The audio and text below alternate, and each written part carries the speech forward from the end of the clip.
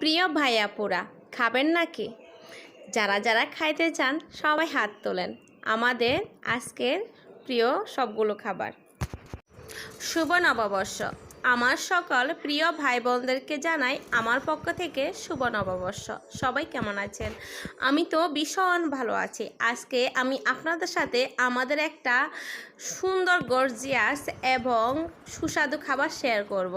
এটা আমাদের সনাতনী ধর্মের খুবই প্রচলিত খাবার।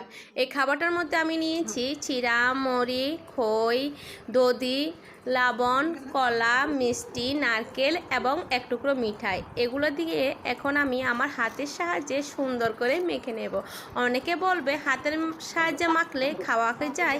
বিশ্বাস করুন প্রিয় ভাইয়াপুরা, আপনি যদি আপনার হাত দিয়ে কোনো জিনিস না মেখে নেন, এত মজার হবে যা আপনার অন্যান্য খাবারের থেকেও দ্বিগুণ স্বাদ বাড়িয়ে দেয়।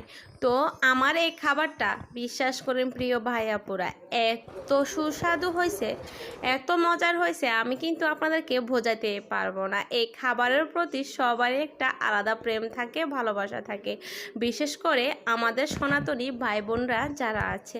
তো এই ছিল আমার ছোট্ট একটা মিনি ভিডিও আপনাদের সাথে শেয়ার করলাম আমার পয়লা বৈশাখের।